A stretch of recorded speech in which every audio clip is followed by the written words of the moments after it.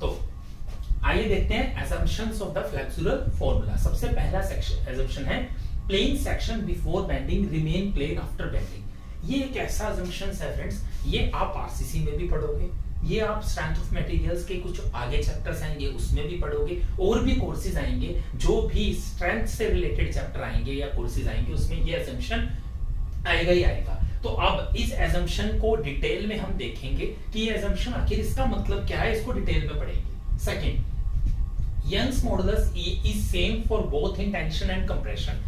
अब मैंने आपको स्ट्रेस स्ट्रेन चैप्टर में मेरे पढ़ाया था लेक्चर 2 के अंदर कि यंग्स मॉडुलस माइल्ड स्टील के केस में टेंशन एंड कंप्रेशन दोनों में इक्वल होता है, लेकिन यहाँ पर हमें ये assumption इसलिए लेना पड़ा क्योंकि मटेरियल डिफाइन नहीं है। माइल्ड स्टील है तो इट्स ओके, वी अंडरस्टूड कि टेंशन और कंप्रेशन में ई सेम होता है, लेकिन अगर माइल्ड स्टील नहीं है तो इन दैट केस भी हमने assumption ले लिया कि यंग्स मॉडुलस सेम रहेगा दोनों केस में। अब इसका यूज कहां आएगा डेरिवेशन में, ये हम देखेंगे।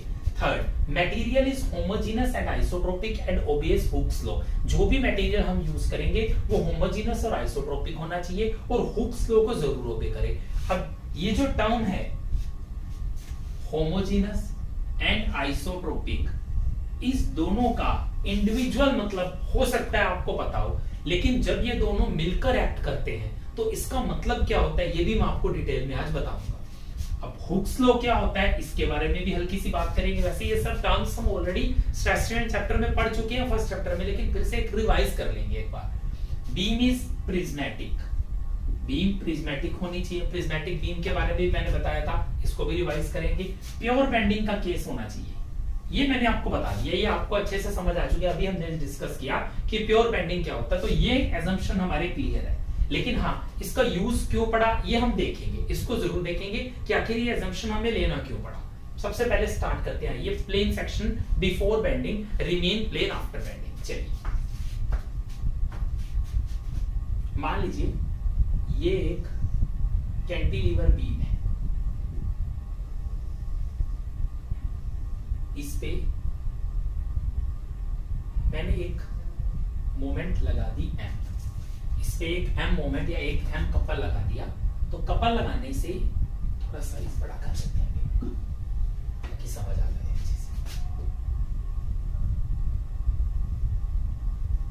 m कपल लगाई तो ये कुछ इस तरीके से बेंड कर गई।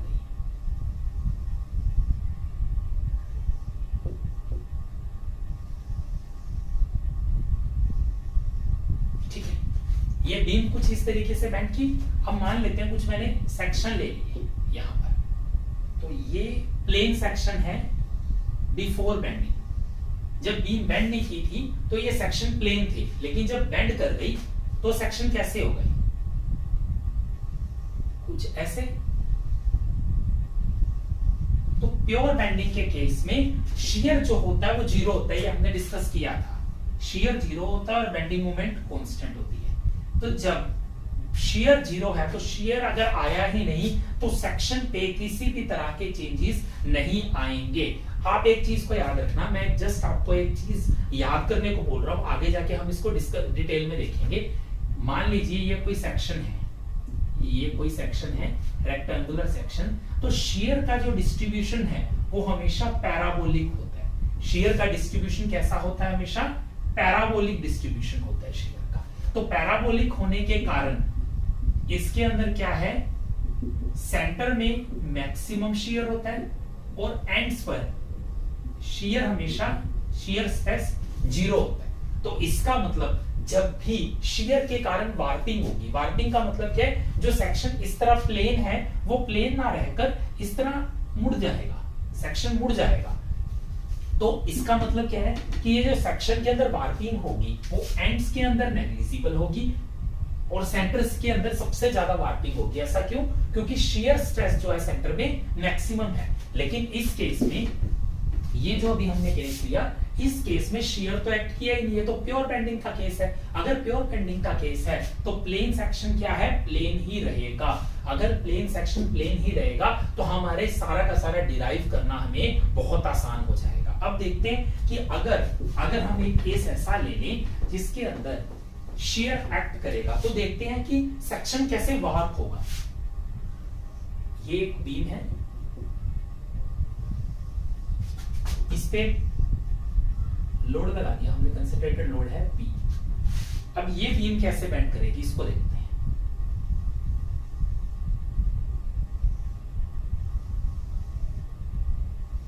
सिमिलरली कुछ बेंड किया बीम ने इसका। अब वार्पिंग कैसे होगी मैं आपको बताता हूं।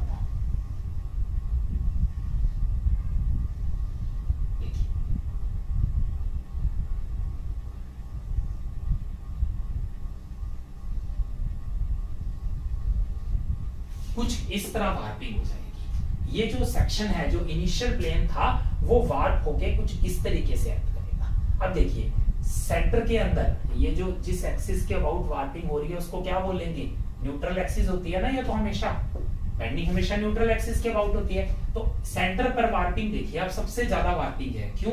क्योंकि इसमें केस में क्या है, शियर फोर्स एक्ट कर रहा है, एक पॉजिटिव शियर फोर्स P लग रहा है। इस कारण सेंटर के अंदर वार्पिंग सबसे ज्यादा एक इन स्ट्रेट पोर्शन से सबसे ज्यादा इंक्लाइन हुआ। लेकिन एंड पर आते आते कहीं ना कहीं वापस जो सेक्शन है अपनी पोजीशन पर, स्ट्रेट पोजीशन पर आ रहा है। क्यों? क्योंकि एंड्स पर शियर स्ट्रेस 0 होता है और सेंटर के अंदर शियर स्ट्रेस हमेशा मैक्सिमम होता है। इसको यहां ड्रॉ करके रख लेते हैं हमने, ताकि हमें याद रहे कि शियर के लिए हमने कुछ बात बोली थी। ठीक है, ये हमारा शियर का डिस्ट्रीब्यूशन है।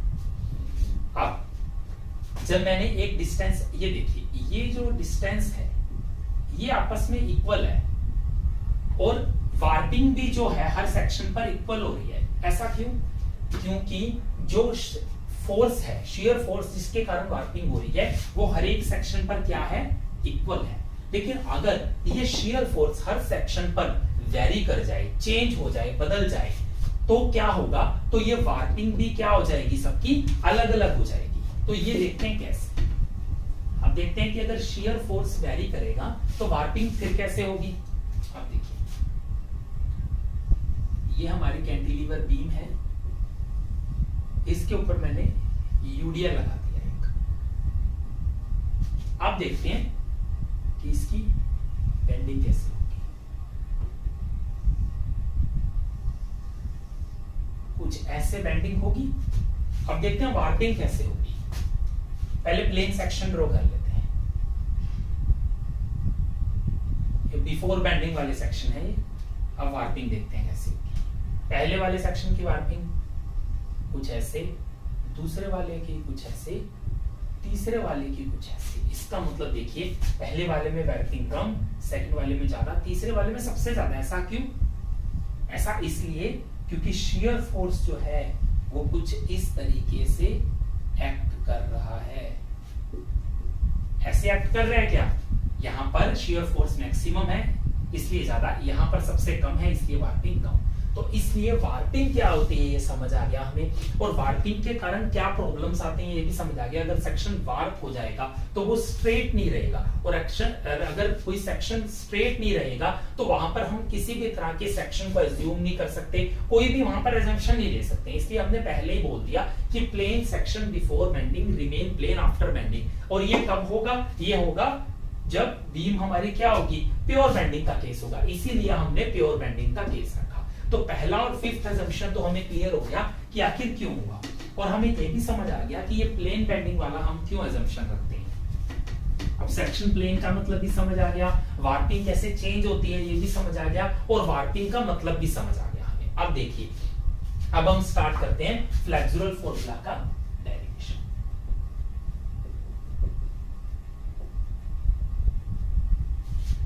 देखिए मान लीजिए ये एक बीम है, ठीक है। इसको हमने एक कपल दिया एंड प्योर बेंडिंग दी इसको, और ये हमने एक सेक्शन एज्यूम कर लिया।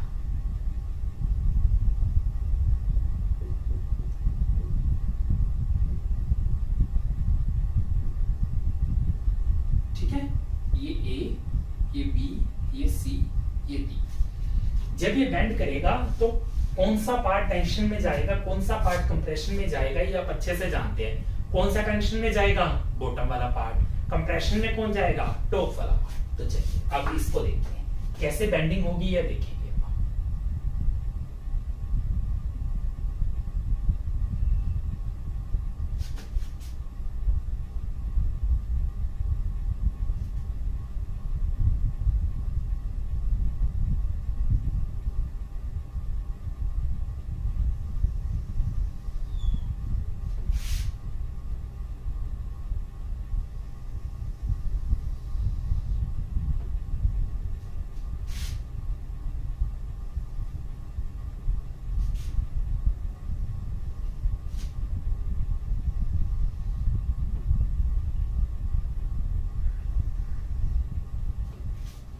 ये कौन सा पार्ट है, ए बी सी और डी।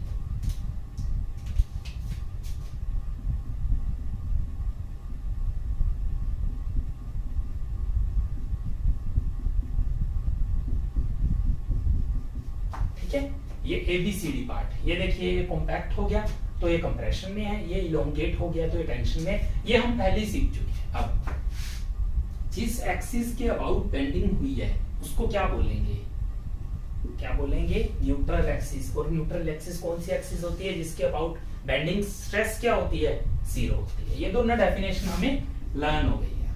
देखिए ये हमारी हो गई न्यूट्रल एक्सिस।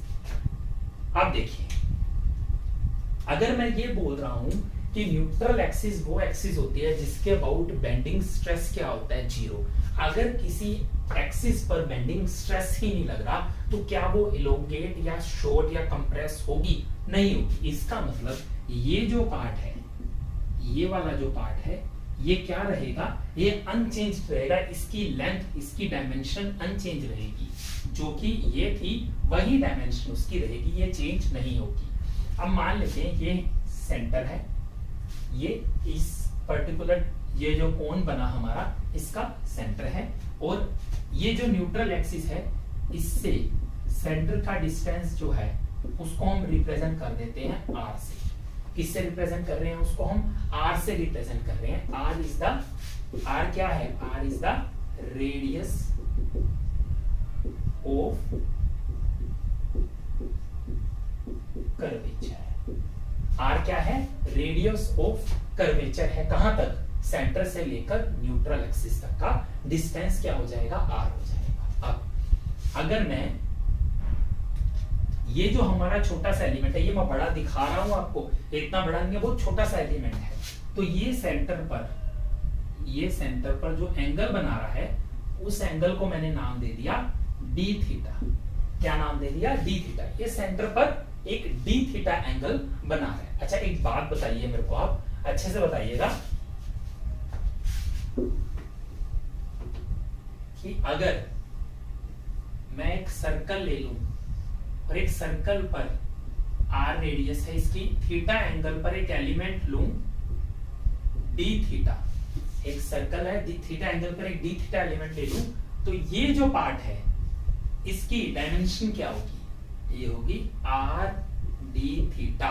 क्या हो जाएगी, आर डी थीटा हो जाएगी। कैसे हो जाएगी, अगर मान लीजिए ये पूरा एंगल कितना है 2 पाई मल्टीप्लाई बाय आर, क्या बन गया, ये सर्क्यूमफ्रेंस बन गया इस सर्कल का। इसी तरह अगर मेरे को सर्क्यूमफ्रेंस क्या होता है, ये पूरी लेंथ, अगर मेरे को एक छोटी सी लेंथ चाहिए तो ये छोटे से एंगल से रेडियस को मल्टीप्लाई कर दो, तो आर डी थीटा क्या होगी, इसकी डायमेंशन। सिमिलरली अगर ये डी थीटा पार्ट है और ये जो है यहां तक, ये वाला यहां सेंटर से लेकर ये रेडियस है, तो बताओ ये पार्ट की लेंथ कितनी हो जाएगी, अगर ये डी थीटा ये रेडियस आर है तो ये हो जाएगी आर डी थीटा।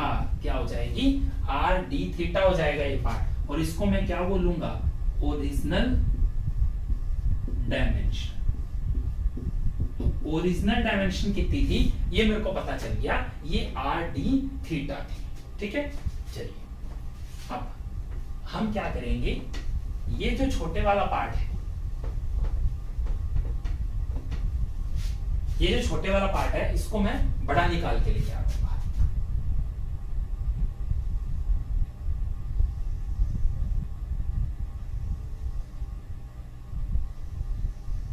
कुछ इस तरीके से लग रहा है,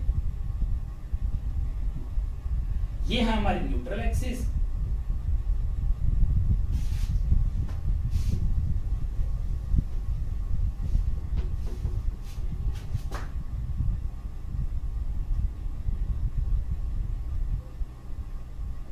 और ये है डी थीटा एंगल। अब अगर ये न्यूट्रल एक्सिस है तो मान लीजिए सिमिलरली मैंने एक सेक्शन लिया, रेक्टेंगुलर सेक्शन लिया, ठीक है, ये मेरी होगी न्यूट्रल एक्सिस।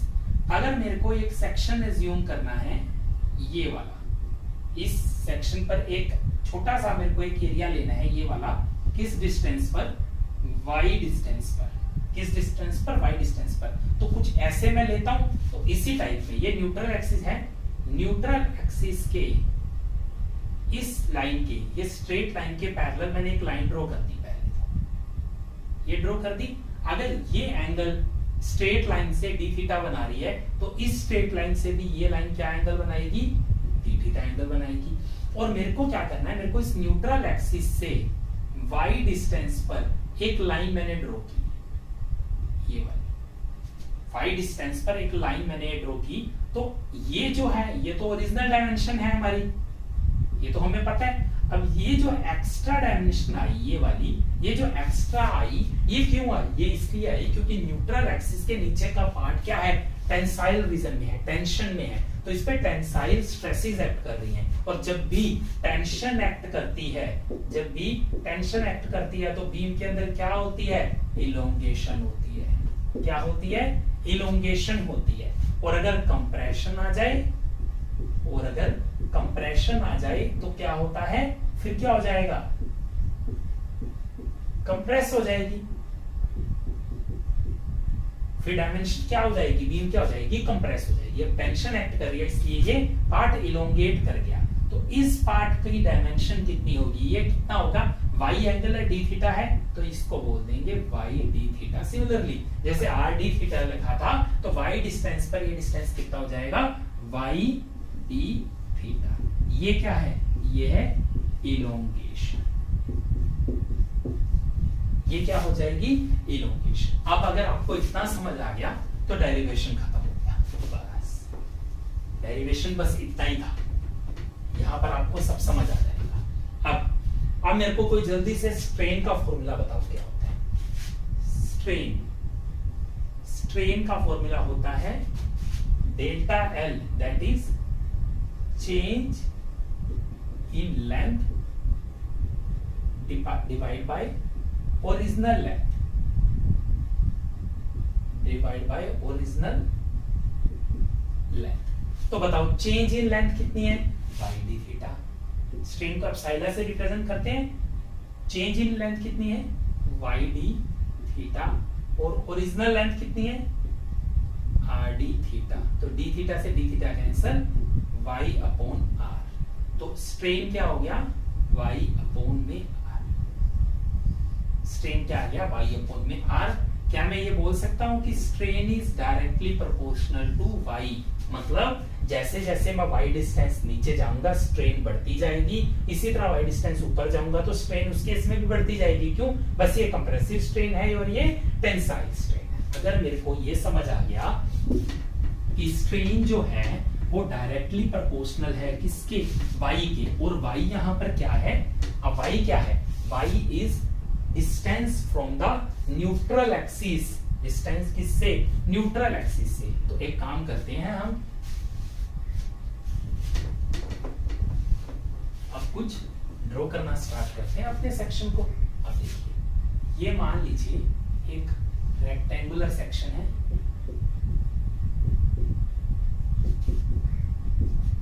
और ये मैं डिस्ट्रीब्यूशन शो कर रहा हूं स्ट्रेन का। स्ट्रेन डिस्ट्रीब्यूशन, ये क्या है, स्ट्रेन का डिस्ट्रीब्यूशन। न्यूट्रल एक्सिस पर क्या हुआ, स्ट्रेन क्या है, 0। जैसे जैसे न्यूट्रल एक्सिस से दूर जा रहे हैं स्ट्रेन क्या हो जाएगी, बढ़ेगी। और एक्सट्रीम फाइबर्स, इसको क्या बोलते हैं, एक्सट्रीम फाइबर बोलते हैं। और एक्सट्रीम फाइबर पर स्ट्रेन क्या हो जाएगी, स्ट्रेन मैक्सिमम हो जाएगी। ये कौन सी स्ट्रेन है, कंप्रेसिव स्ट्रेन है, तो इसको माइनस से रिप्रेजेंट कर देते हैं। ये टेंसाइल स्ट्रेन है तो उसको प्लस से कर देते हैं। आपकी मर्जी है, साइन कन्वेंशन आपकी, आपका जो मन करे आप एज्यूम कर सकते हैं। जो भी एज्यूम करें बस उसको लिख दें। अगर कन्वेंशनल एग्जाम दे रहे हैं तो लिख दें कि आप टेंशन को पॉजिटिव मान रहे हैं और कंप्रेशन को नेगेटिव। उल्टा मान रहे हैं तो रिवर्स लिख दीजिए आप। चलिए, अब हमने ये डिराइव कर लिया कि epsilon is equal to y upon r। दोस्तों आप अभी तक मेरे को किसी ने क्वेश्चन नहीं किया कि सर आपने 5 अजम्पशन यहाँ लिख रखे हैं, 2 तो हमें समझा दिए और बाकी 3 का तो नाम ही नहीं आया अभी तक। तो देखिए अब बाकी 3 का नाम आएगा, जल्दी आएगा और समझेंगे कैसे। चलिए अब कोई मेरे को बताएगा हुक्स लॉ क्या होता है? हुक्स लॉ क्या होता है? हुक्स लॉ क्या है? Stress is directly proportional to strain. Sigma is directly proportional to epsilon or sigma is equal to Young's modulus into strain. ये होता है हुक्स लॉ, ये हमने फर्स्ट चैप्टर में पढ़ा है। अगर मैं इस इक्वेशन के दोनों तरफ E से मल्टीप्लाई कर दूं तो क्या बनेगा? E into epsilon is equal to E into y upon r। अब E into epsilon क्या हो जाता है? सिग्मा। That is stress. कौन सी स्ट्रेस है ये? Bending stress equal to E into Y upon R. तो sigma upon Y is equal to E upon R. ये हमारी आ गई इक्वेशन नंबर 1। ये कौन सी इक्वेशन आ गई? इक्वेशन नंबर 1 आ गई। और इस इक्वेशन को हम कहीं ना कहीं किसमें यूज करने वाले हैं? इसको हम यूज करने वाले हैं फ्लेक्सुरल फॉर्मूला में। Sigma upon Y is equal to E upon r. ठीक है, ये इक्वेशन 1 हो गई। अब यहां देखिए इस इक्वेशन की sigma is equal to E upon r into y. तो क्या मैं बोल सकता हूं कि sigma is directly proportional to y? इसका मतलब ये हुआ कि सिग्मा भी डायरेक्टली प्रोपोर्शनल किसके है?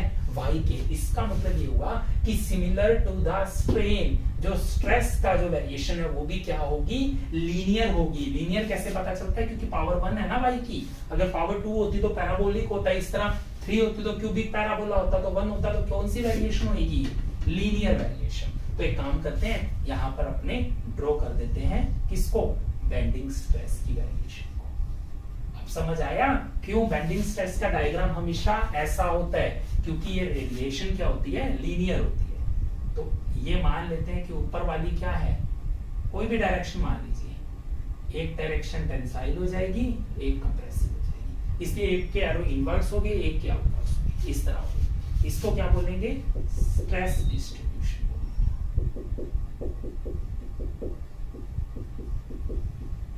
ठीक है। और हमने एक और डिस्ट्रीब्यूशन पढ़ा था, क्या? Share distribution. ये कुछ ऐसा होता है। तो इस चैप्टर में हमने स्ट्रेन डिस्ट्रीब्यूशन भी देख लिया, बेंडिंग स्ट्रेस डिस्ट्रीब्यूशन भी देख लिया और शेयर स्ट्रेस डिस्ट्रीब्यूशन भी देख लिया, जो कि क्या होता है?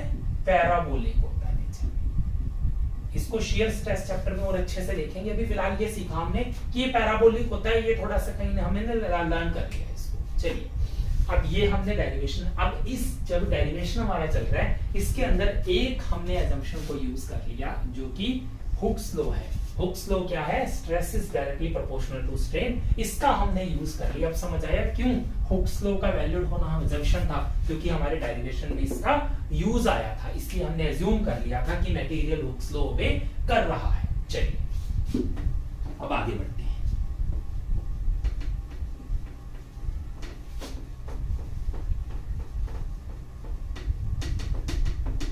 अब देखिए, अब हम देखेंगे होमोजीनस और आइसोट्रोपिक का मतलब क्या होता है। सबसे पहले दोस्तों होमोजीनस क्या होता है? होमोजीनस एक ऐसा मटेरियल है जिसके अंदर एक पर्टिकुलर डायरेक्शन के अंदर, अगर एक पर्टिकुलर डायरेक्शन में मैं देखूं तो हर पॉइंट पे फिजिकल प्रॉपर्टीज उस मटेरियल की सेम होंगी। फिजिकल प्रॉपर्टी मतलब जैसे कि यंग्स मॉडुलस हो गया, डेंसिटी होगी, इस तरह की चीजें क्या होंगी उस पॉइंट पर सेम होगी। कब? इन ए पर्टिकुलर डायरेक्शन। तो मान लेते हैं ये एक मटेरियल है, ये इसके पॉइंट्स हैं, कुछ 3-4 पॉइंट्स ले लिया इस डायरेक्शन में, पर्टिकुलर पॉइंट एक पर्टिकुलर डायरेक्शन पे, इस डायरेक्शन में इस मटेरियल की प्रॉपर्टी क्या होगी? सेम होगी। तो मान लेते हैं E1 होगी, हर पॉइंट पे प्रॉपर्टी क्या है? E1 है इन ए पर्टिकुलर डायरेक्शन। अगर मैंने डायरेक्शन चेंज कर दी तो प्रॉपर्टी चेंज हो जाएगी, बट रहेगी हर पॉइंट पे सेम, रहेगी E2, लेकिन डायरेक्शन चेंज करने से प्रॉपर्टी क्या हो गई, चेंज हो गई। समझ आया? तो ये हो गया होमोजीनस। अब देखते हैं आइसोट्रोपिक क्या होता है। दोस्तों आइसोट्रोपिक एक ऐसा मटेरियल है जिसके अंदर एक पर्टिकुलर पॉइंट पर चाहे कोई भी डायरेक्शन में हम देखें फिजिकल प्रॉपर्टी सेम रहेगी। एक पर्टिकुलर पॉइंट मैंने ले लिया, चाहे मैं ये डायरेक्शन लूं, ये लूं, ये लूं, ये लूं, कोई भी डायरेक्शन लूं, प्रॉपर्टीज सेम रहेगी। Point change, properties change, but direction wise property change नहीं होगी। तो ये E2,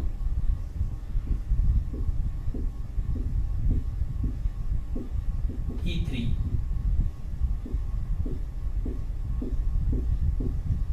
E4 पॉइंट चेंज हो रहा है, प्रॉपर्टीज चेंज हो रही हैं, बट डायरेक्शन से प्रॉपर्टी चेंज नहीं हो रही। इसका मतलब हमें एक ऐसा मटेरियल चाहिए जिसके अंदर चाहे तो पॉइंट चेंज कर दें, चाहे डायरेक्शन चेंज कर दें, प्रॉपर्टीज चेंज ना हो। अब हमें यूनिफॉर्म प्रॉपर्टीज क्यों चाहिए होती हैं ये बताता हूं। पहले ये देखते हैं इसका रिजल्ट क्या होगा। अगर इन दोनों को मिला देंगे तो हमें एक ऐसा मटेरियल मिलेगा जिसकी हर पॉइंट पर और हर डायरेक्शन पर प्रॉपर्टी क्या होगी, सेम होगी। चाहे पॉइंट चेंज करें, चाहे डायरेक्शन चेंज करें, प्रॉपर्टी सेम रहेगी।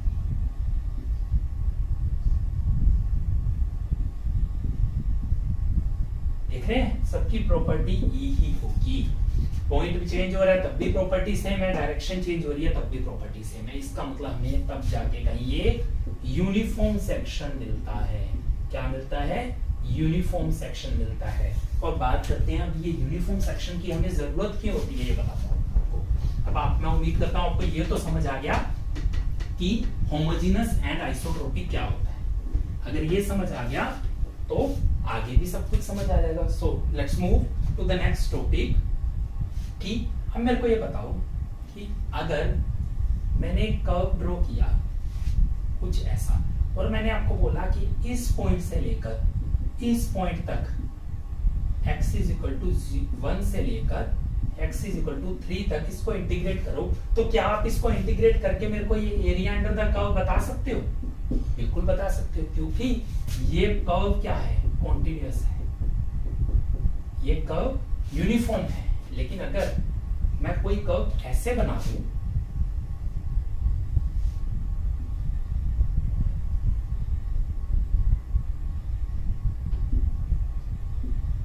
और अब आपको बोलूं कि मेरे को इस एरिया अंडर द कर्व बताओ क्या होगा, तो क्या अब आप यूनिफॉर्मली इंटीग्रेट कर पाएंगे? आप इंटीग्रेट नहीं कर सकते क्योंकि कंटिन्यूटी में ब्रेक है।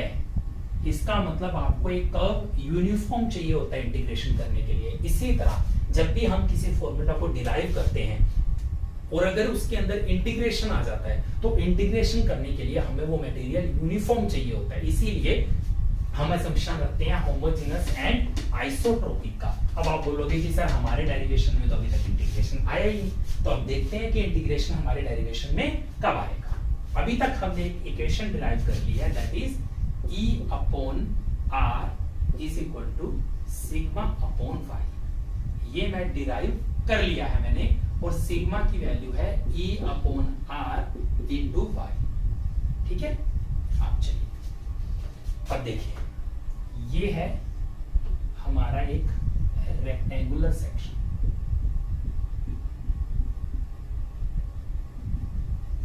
जिसके ऊपर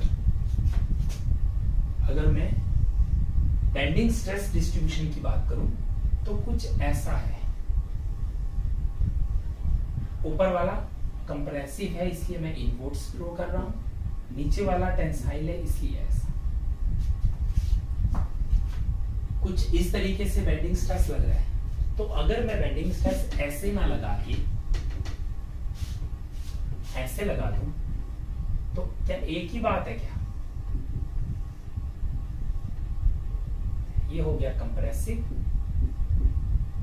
और ये हो गया टेंसाइल।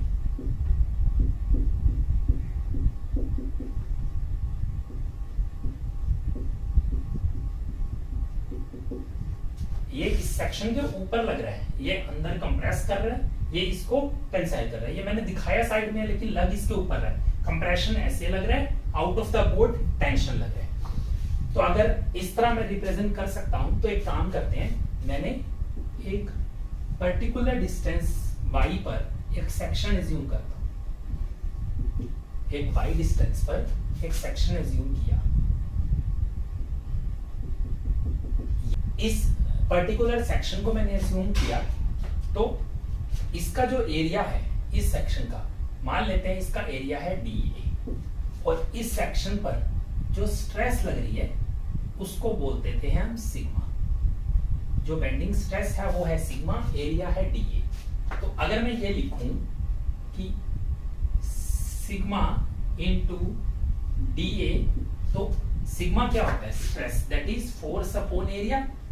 तो अगर मैं सिग्मा इनटू एरिया लिखूं तो वो क्या हो जाएगा? फोर्स हो जाएगा। लेकिन एरिया स्मॉल है तो फोर्स भी क्या हो जाएगा? एक DF स्मॉल फोर्स हो जाएगा, जो कि कुछ ऐसे एक्ट कर रहा होगा। और अगर यही एरिया में टेंशन में लूं तो ये DF फोर्स यहां एक्ट करेगा। तो चाहे टेंशन लूं चाहे कंप्रेशन लूं, फिलहाल मैं एक ही बात मान रहा हूं।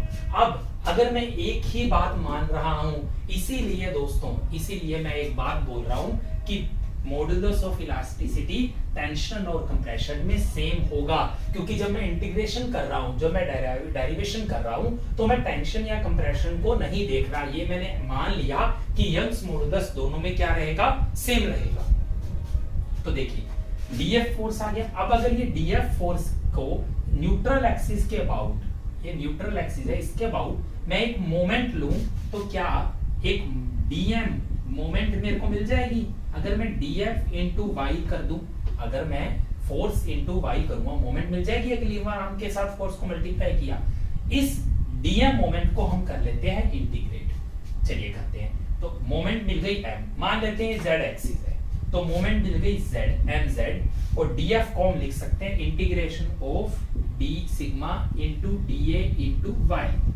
ये लिख सकते हैं। अब सिग्मा को क्या लिख सकते हैं? इंटीग्रेशन ऑफ सिग्मा को हम लिख सकते हैं ये E upon R into y into DA लिख सकते हैं। तो ये क्या हो गया? Integration of E upon R y square DA। ये टर्म हमारे पास आ गया, ठीक है। अब देखिए अब क्या होगा, ये टर्म है। अब मैं E अपॉन R एक कांस्टेंट है, ये मैंने कहा माना? Young's modulus is same for both tension and compression, और कांस्टेंट रहेगा और सेम रहेगा। तो ये असम्पशन का यूज भी मैंने, अब देखिए ये असम्पशन मैंने कहा माना कि Young's modulus E is same for both tension and compression, ये असम्पशन भी मैंने ले लिया। इसका मतलब यंग्स मॉडुलस मैंने क्या माना है? सेम माना है और कांस्टेंट माना है टेंशन और कंप्रेशन में। चाहे फोर्स टेंशन वाला था चाहे कंप्रेशन वाला था, E की वैल्यू क्या रहेगी? सेम रहेगी और कांस्टेंट रहेगी, इसलिए मैंने बाहर इसको निकाल लिया।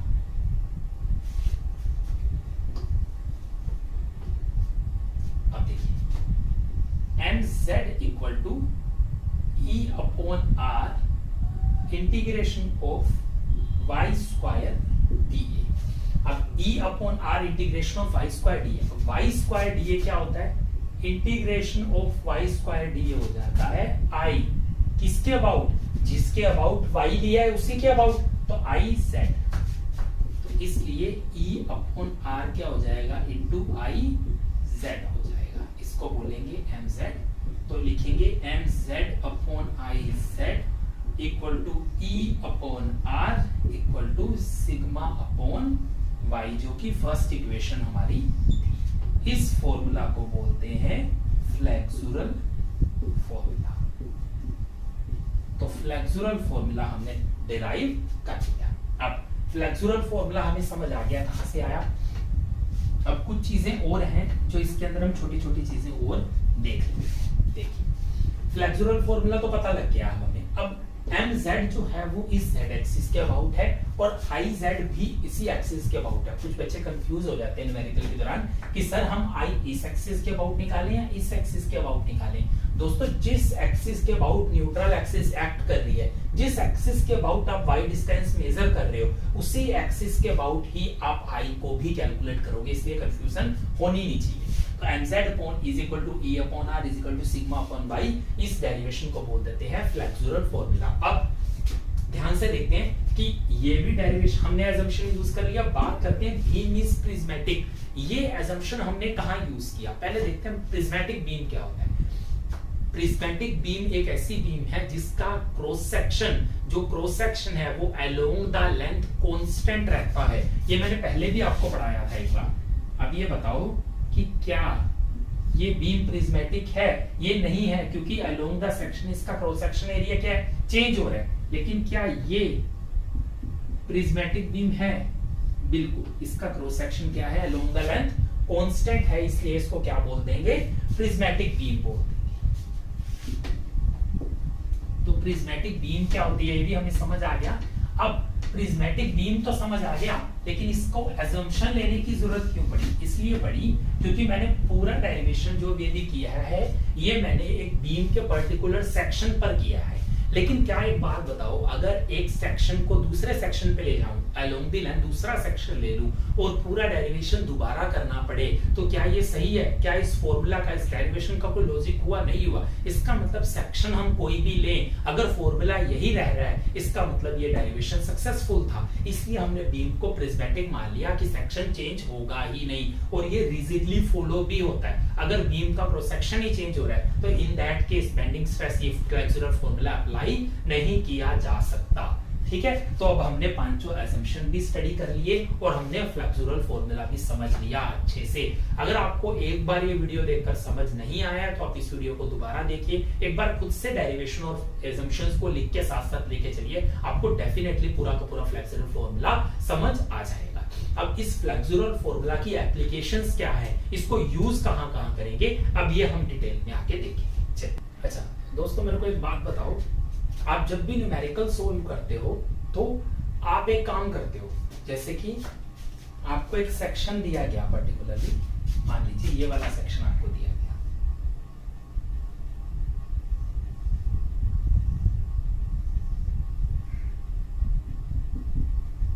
तो जब भी आपको बेंडिंग स्ट्रेस का न्यूमेरिकल सोल्व करना होगा, आपको सबसे पहले न्यूट्रल एक्सिस को पता करना पड़ता है कहां, क्योंकि न्यूट्रल एक्सिस पता लगेगी आपको तो आपको आई पता लगेगा, that is moment of inertia. और अगर मोमेंट ऑफ इनर्शिया पता लगेगा तो आगे का केस बनेगा।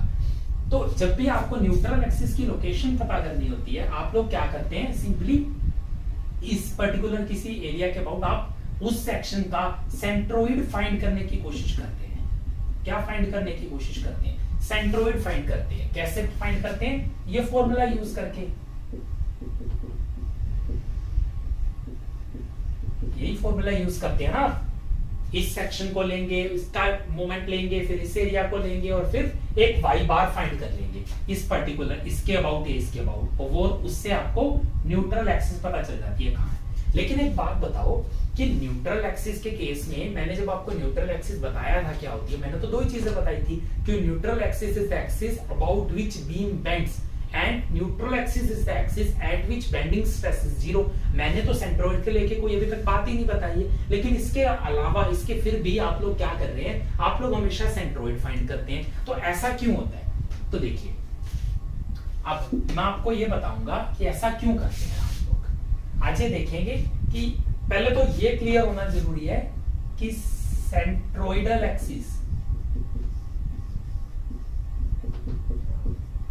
एंड न्यूट्रल एक्सिस, ये दोनों अलग अलग चीजें हैं, सेम चीजें, ये डिस्कस करते हैं। सबसे पहली बात, ये दोनों अलग अलग चीजें हैं, ये मैं क्लियर कर रहा हूं, बिल्कुल क्लियर कर रहा हूं कि ये दोनों अलग अलग चीजें हैं। सेंट्रोइडल एक्सिस वो एक्सिस है जो किसी सेक्शन के सेंट्रोइड से पास करे, उसको सेंट्रोइडल एक्सिस बोलते हैं। और न्यूट्रल एक्सिस वो एक्सिस है अबाउट व्हिच बीम बेंड्स, उसको बोलते हैं न्यूट्रल एक्सिस। और बेंडिंग स्ट्रेस भी जीरो होता है इस पर। तो हमारे बेंडिंग स्ट्रेस चैप्टर में ये दोनों सेम कैसे हो गई, ये दोनों सेम कैसे हो गई और कैसे हमारी हेल्प हो गई। हमें न्यूट्रल एक्सिस को फाइंड करना था, सीधे सेंट्रोइड फाइंड किया, हमें न्यूट्रल एक्सिस पता लग गई। न्यूट्रल एक्सिस पता लगती हमारा क्वेश्चन बहुत सिंपल हो गया। तो अब ये दोनों सेम कैसे होती हैं इसको डिस्कस करते हैं। हमने बेंडिंग स्ट्रेस के डिस्ट्रीब्यूशन को देखा था, बेंडिंग स्ट्रेस के डिस्ट्रीब्यूशन को हमने स्टडी किया था। कैसा था? कुछ ऐसा था।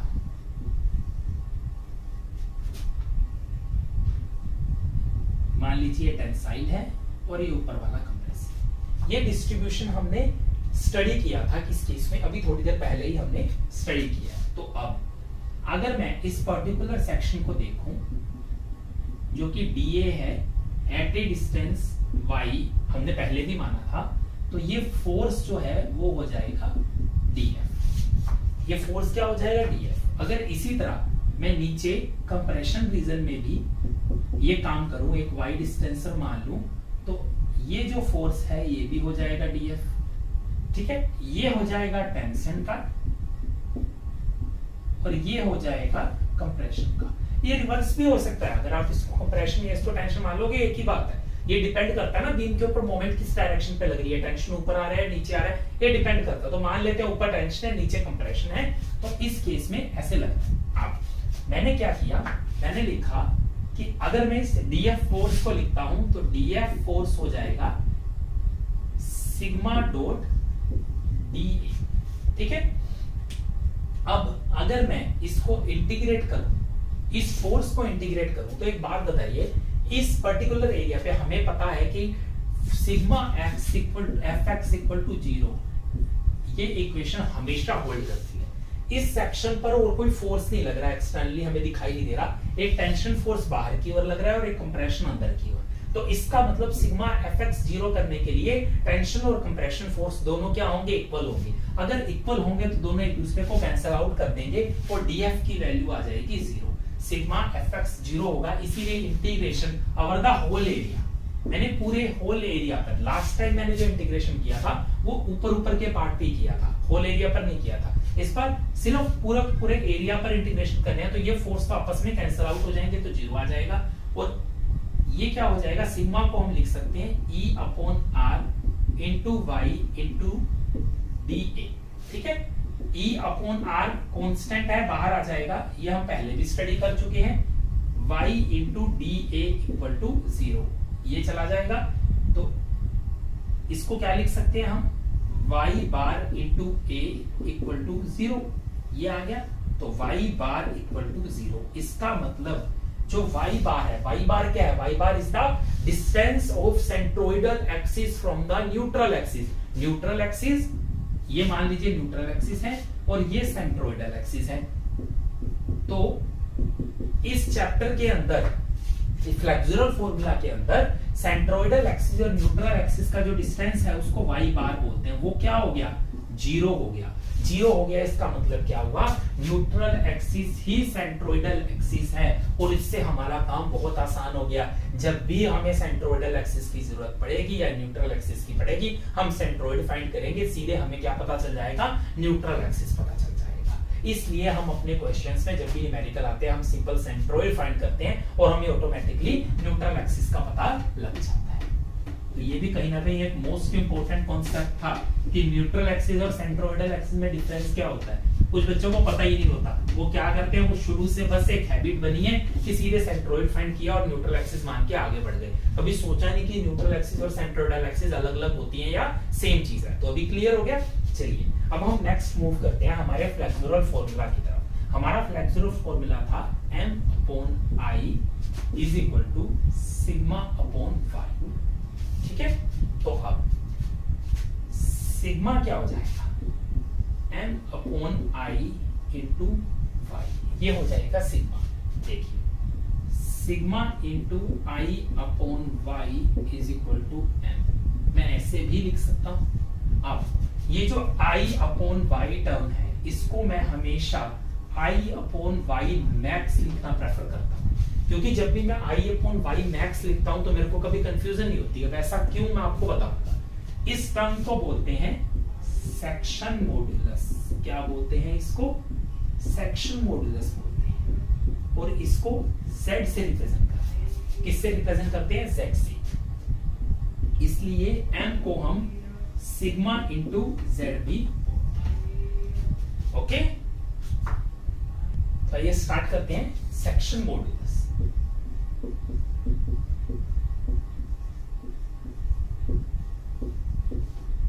सेक्शन मॉड्यूलस क्या होता है, इसको रिप्रेजेंट करते हैं z से, और इसको लिखते हैं i अपॉन y मैक्स। हमेशा इसको लिखा जाएगा i अपॉन y मैक्स। अब ऐसा y मैक्स मैंने क्यों लिखा, इसका मैं रीजन बताता हूं आपको। देखिए, मान लीजिए ये एक टी बीम है, ये टी सेक्शन है, ये इसकी न्यूट्रल एक्सिस है, ये सिमेट्रिक नहीं है, इसलिए ये डिस्टेंस मान लीजिए y1 है, ये डिस्टेंस y2 है, ठीक है। अब अगर I जो है वो तो I तो पूरी बीम के लिए कांस्टेंट रहेगा, सेम रहेगा, लेकिन सेक्शन मॉड्यूलस जब निकालने की बारी आती है तो उसका फॉर्मूला है I अपॉन y। अब जब y को डिवाइड करना है तो हम कंफ्यूज हो जाते हैं कि y1 को डिवाइड करें y2 को करें, तो सेक्शन मॉड्यूलस टॉप के लिए डिफरेंट हो गया और बॉटम के लिए डिफरेंट हो गया, लेकिन हमें तो यूज करना है सेक्शन फॉर्मूला का, सेक्शन मॉड्यूलस का, तो इसलिए हम इसको लिखते हैं हमेशा y मैक्स। मतलब इन दोनों में से जो भी बड़ा होगा, y मैक्स क्या हो जाएगा, मैक्सिमम ऑफ y1, y2, इन दोनों में से जो भी बड़ा होगा वो हम सेक्शन मॉड्यूलस के अंदर कंसीडर कर लेंगे। तो ये हो गया सेक्शन मॉड्यूलस, इसलिए फॉर्मूला क्या हो जाता है, i अपॉन y मैक्स। अब देखिए, हमने फ्लेक्सुरल फॉर्मूला पढ़ा था m upon i is equal to sigma upon y। तो m क्या हो जाएगा, i upon y into sigma, तो m हो जाएगा सिग्मा इंटू z। अब दोस्तों, अब बात करते हैं m क्या होता है, m is the moment of resistance. कब m जो है वो मोमेंट ऑफ रेजिस्टेंस बन जाएगा, अब इसको देखते हैं। हर डेफिनेशन अपने आप में इंपॉर्टेंट है। अब मोमेंट ऑफ रेजिस्टेंस का कॉन्सेप्ट, सेक्शन मॉड्यूलस का कॉन्सेप्ट अपने आप में इंपॉर्टेंट है सारे। अब देखिए, अब हम देखेंगे मोमेंट अब हम देखेंगे मोमेंट ऑफ रेजिस्टेंस क्या होता है। इसको रिप्रेजेंट करते हैं MOR के साथ, is equal to sigma permissible into z। ये इसका फॉर्मूला है। हमने क्योंकि अभी अभी पढ़ा था कि m is equal to sigma into z। z is the section modulus, sigma is the bending stress, MOR is the moment of resistance. तो एक बीम है, उसके ऊपर मोमेंट लगाई हमने। मान लीजिए ये एक बीम है, इसके ऊपर ऐसे मोमेंट लगी, तो ये बीम, इसका जो मटेरियल है उस मोमेंट को रेजिस्ट करेगा। कब तक रेजिस्ट करेगा, जब तक कि फेलियर ना आ जाए। So moment of resistance is the resistance to bending moment until failure. जब तक फेलियर नहीं हो जाती, बीम फेल नहीं हो जाती, कितना बीम ने मोमेंट को रेजिस्ट किया, उस मोमेंट को बोल देते हैं मोमेंट ऑफ रेजिस्टेंस। क्या बोलते हैं, मोमेंट ऑफ रेजिस्टेंस। तो सिग्मा परमिजिबल क्या है, sigma permissible is permissible bending stress. क्या है, परमिजिबल बेंडिंग स्ट्रेस। ये वो स्ट्रेस है जो कि एक मटेरियल को अलाउड है कि इतने तक की स्ट्रेस मटेरियल ले सकता है, इतना उसको अलाउड है। ये निकालेंगे कैसे, ये निकालेंगे अगर मटेरियल की यील्ड स्ट्रेस आपको पता है तो divide by particular factor of safety जो बेंडिंग के लिए यूज हो रहा है, तो डिवाइड करेंगे, आपको सिग्मा परमिजिबल मिल जाएगा। अगर परमिजिबल स्ट्रेस मिल गया, अब अपने को सिग्मा परमिजिबल, ये हर एक मटेरियल का अपनी अपनी वैल्यू होती है, ये हमें पता होता है, ये हमें क्वेश्चन में गिवन होगा कि सिग्मा परमिजिबल की वैल्यू क्या है। मोमेंट ऑफ रेजिस्टेंस ये कहां से फाइंड कर लेंगे, ये हम फाइंड करेंगे एक लोडिंग से। अगर मान लीजिए ये एक बीम है, इस पे यूडीएल हमने लगाया, तो इसका बेंडिंग मोमेंट कुछ कैसा होगा, ऐसा होगा। ये यहां पर मोमेंट M1 लगेगी, इस पार्ट पर M2 लगेगी, इस पार्ट पर M3, तीन तरह की मोमेंट लगेगी। तो तीनों में से जो मैक्सिमम होगी वो हमारा मोमेंट ऑफ रेजिस्टेंस हो जाएगा। तीनों में से मैक्सिमम जो होगी, इसका मतलब ये हुआ कि जब भी मोमेंट ऑफ रेजिस्टेंस की वैल्यू हमें चाहिए और लोडिंग गिवन है, तो बेंडिंग मोमेंट बनाकर जो मैक्सिमम बेंडिंग मोमेंट होगी बीम पर, वो क्या हो जाएगी, MOR हो जाएगी। और अगर लोडिंग गिवन नहीं है तो इन दैट केस हमें MOR moment of resistance find करना होगा। तो सिग्मा परमिसिबल जो है वो हमें क्वेश्चन में गिवन होगा। अब बात करते हैं Z की। अगर हमें बीम डिजाइन करने को बोला जाएगा तो इन दैट केस हमें Z फाइंड करना होगा। जैसे आप याद कीजिए, आप स्टील जब पढ़ेंगे, आप एक तो कंक्रीट पढ़ते हैं, डिजाइन ऑफ कंक्रीट, इसी तरह जब आप डिजाइन ऑफ स्टील पढ़ते हैं तो उसमें आप याद कीजिए, आपको मटेरियल के सेक्शंस की बुकलेट आपके पास होती है, आपको लोडिंग दे दी जाती है। आप लोड को कैलकुलेट करते हुए, लोड सारा कैलकुलेट करके फाइनली उससे आप एक सेक्शन की डायमेंशन निकालते हैं और फाइनली ये सेक्शन बताते हैं कि ये वाला सेक्शन आप यूज कर लीजिए, बीम जो है वो फेल नहीं होगी इस सेक्शन को यूज करने से। तो आप ये मेथड यूज करते हैं। लोडिंग से आपने मोमेंट निकाली, सिग्मा परमिसिबल मटेरियल क्या यूज किया ये आपको पता होता है, और आप Z को कैलकुलेट करते हैं, सेक्शन मॉडुलस को कैलकुलेट करते हैं, ताकि आपको आपकी डायमेंशंस जो है वो मिल जाए। लेकिन अगर क्वेश्चन के अंदर डिजाइनिंग ना करवा के एनालिसिस करवाए, दोस्तों दो चीज है, एक है स्ट्रेंथ एनालिसिस, एक स्ट्रेंथ डिजाइनिंग। इसीलिए आप स्ट्रक्चरल एनालिसिस पढ़ते हैं और डिजाइनिंग के लिए स्टील पढ़ते हैं। एनालिसिस में हम क्या करते हैं, एनालिसिस के अंदर हमें मटेरियल पता होता है और हम मोमेंट बताते हैं। हमें मोमेंट बताना होता है कि मोमेंट कितनी लगेगी, या फिर हमें लोडिंग दे दी गई है तो लोडिंग का इंपैक्ट क्या होगा स्ट्रक्चर पर, ये हम पता करते हैं। लेकिन डिजाइनिंग के अंदर क्या, हमें लोडिंग गिवन है तो लोडिंग से हम सेक्शन को डिजाइन करते हैं। अगर इस केस में हमें सेक्शन दे रखा हो, डायमेंशंस ऑलरेडी दे रखी हो, तो इन दैट केस हम ये बता सकते हैं कि बीम कितना मैक्सिमम रेजिस्टेंस मोमेंट जो है वो बियर कर सकती है, रेजिस्ट कर सकती है। लेकिन अगर मोमेंट ऑफ रेजिस्टेंस और सिग्मा परमिसिबल दे दिया तो हमें सेक्शन की डायमेंशंस बता सकते हैं कि इतनी मोमेंट को ये वाला सेक्शन रेजिस्ट कर लेगा। ठीक है, तो मोमेंट ऑफ रेजिस्टेंस का कांसेप्ट क्लियर हो गया। बाकी हम जब न्यूमेरिकल करेंगे, न्यूमेरिकल की हम डिफरेंट वीडियो बनाएंगे, उसके अंदर जो कि सेपरेट वीडियो के अंदर हम क्या करेंगे, उसके अंदर सारे इस चैप्टर के न्यूमेरिकल 20-25 न्यूमेरिकल सॉल्व करेंगे, तो उसमें मोमेंट ऑफ रेजिस्टेंस को भी रखेंगे, 2-3 टाइप के न्यूमेरिकल रखेंगे ताकि आपके कंसेप्ट पूरी तरह क्लियर हो जाए। ठीक है, तो आइए अब सेक्शन मॉडुलस डिफरेंट सेक्शंस के लिए कैसा होगा ये हम देखते हैं। वैसे तो इसके लिए मैं आपको ये सजेस्ट करूं, कोई भी फॉर्मूला आपको याद करने की जरूरत नहीं है, लेकिन स्टिल अगर आप याद करना चाहते हैं तो कर सकते हैं। अब सबसे पहले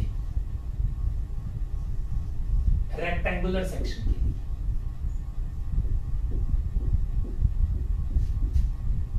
इसकी डायमेंशन है d, ये है b, तो ये अगर न्यूट्रल एक्सिस है तो I क्या हो जाएगा, I हो जाएगा b इंटू डी की cube by 12 and y max क्या हो जाएगा, सेंटर से एक्सट्रीम पॉइंट का distance that is d by 2।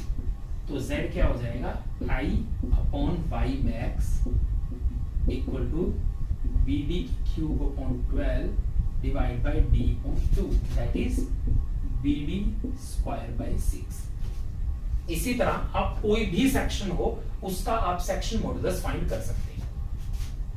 अगर कोई सर्कुलर बीम है तो इन दैट केस क्या हो जाएगा, I हो जाएगा पाई डी की power 4 upon 64 divide by distance, ये कितना हो जाएगा, this is d by 2 divide by d by 2, तो पाई डी क्यूब अपॉन 32, ये z हो गया।